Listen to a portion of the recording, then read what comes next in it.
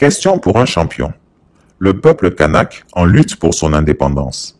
Le cœur du problème, et c'est un problème colonial. C'est un problème colonial de décolonisation. Donc c'est comment sortir d'une situation coloniale autrement que par la violence, autrement que par l'écrasement d'un camp par un autre, d'une façon ou d'une autre. Et c'est ça qui avait été construit sur l'accord de Nouméa. Et c'est pour ça que le corps électoral n'est pas qu'une question électorale, c'est le fondement de la citoyenneté calédonienne. L'indépendance est une forme de décolonisation, mais il y en a d'autres, et en particulier celle que demande le FNKS depuis plusieurs années, c'est ce qu'on appelle une indépendance association, c'est-à-dire ou une indépendance en partenariat, où deux États souverains nouent un lien très très fort, bien au-delà d'une coopération classique, et donc où finalement la Nouvelle-Calédonie pourrait recouvrer son entière souveraineté, et puis décider librement, dans une discussion avec l'État français, de reconfier une partie de ses compétences, par exemple la justice, par exemple la monnaie, etc. Et ça, finalement, c'est une perspective qui n'a pas été explorée par le gouvernement français, alors même qu'elle devient finalement une des seules voies qui permet de concilier et puis de concilier les différentes positions et aux personnes de vivre ensemble, parce que les Kanaks n'abandonneront jamais l'idée d'indépendance, donc il faut trouver un compromis. Saviez-vous qu'en ce 21e siècle, la France continue à détenir des colonies? Qu'elle continue à nier à ses territoires le droit à l'autodétermination et à l'indépendance? Je ne sais pas quoi vous dire là, ce soir. Alors je commence ainsi parce que je discutais avec l'un des collègues tout à l'heure et je lui ai posé une question, c'est quoi pour toi le scénario du pire? Et le scénario du pire, il m'a répondu, c'est un mort. Donc notre responsabilité, elle est grande. Et gouverner, c'est aussi prévoir, c'est anticiper. Ce n'est pas se précipiter, notamment quand les situations sont aussi délicates. Personne n'a osé ici faire l'inventaire de ce qui s'est passé pendant ces 2 nuits. Souvent, ceux qui se sont exprimés ici ont parlé de ce qui s'est passé à Ouvéa avec les 21 morts.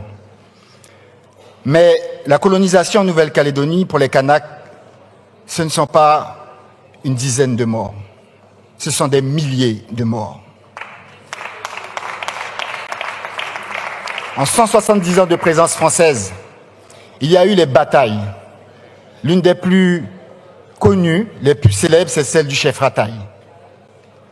Des milliers de Kanaks ont été massacrés sur leur propre terre, au nom de la colonisation. On peut mesurer le chemin parcouru par ce peuple qui, de lui-même, a considéré que sur sa terre, il était prêt à accepter d'autres.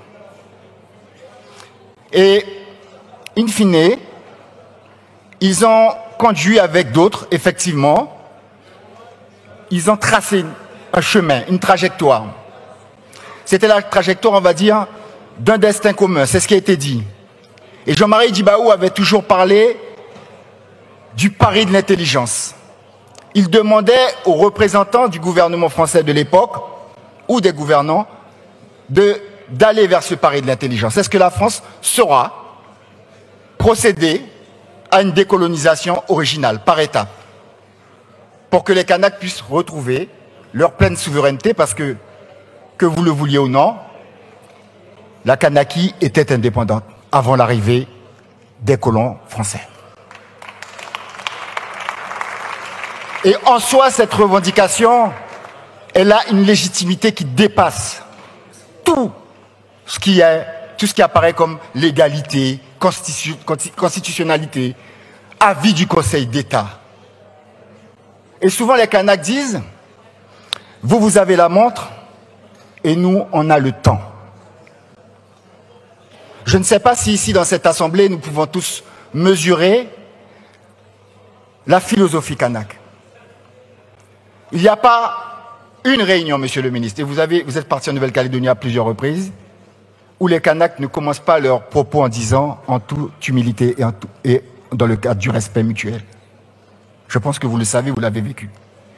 Et avant chaque réunion, il y a une cérémonie. L'attachement des Kanaks à leur terre, vous pourrez faire ce que vous voulez. c'est inaliénable, c'est imprescriptible.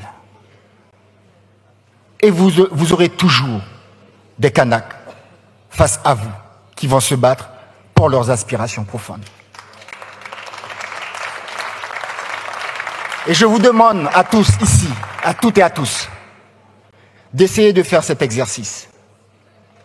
Humilité et respect.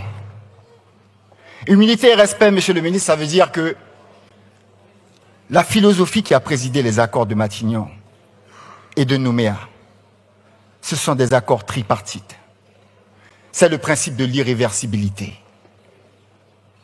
Et vous avez bafoué tout ça en allant à marche forcée sur un référendum, que vous le vouliez ou non, qui est totalement illégitime.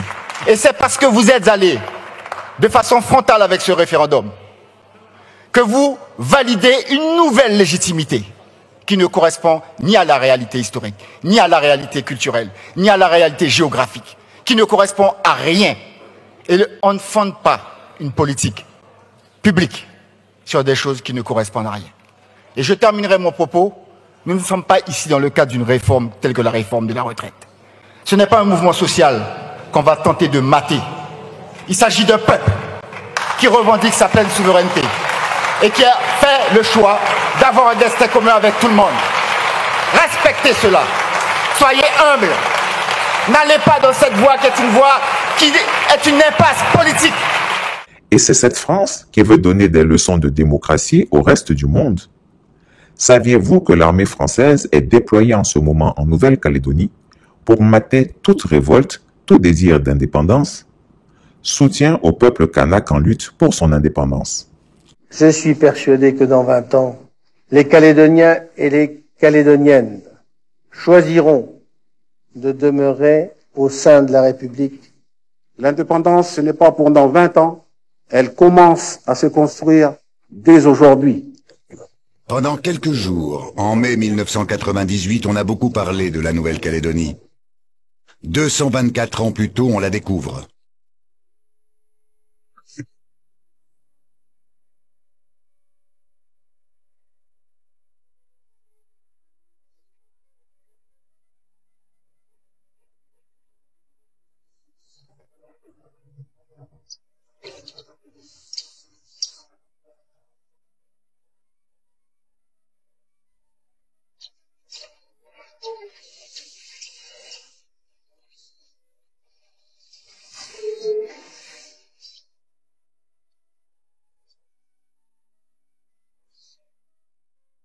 Quand on est installé depuis 6 générations sur une place, on est chez soi. Moi, si je suis agressive avec votre système ici, avec plein de choses ici, c'est parce que il représente trop de ndenda vis-à-vis de nous. Chris Yapi ne ment pas. Retrouvez Chris Yapi sur ses 2 chaînes YouTube, sa chaîne Dailymotion, Instagram et VK.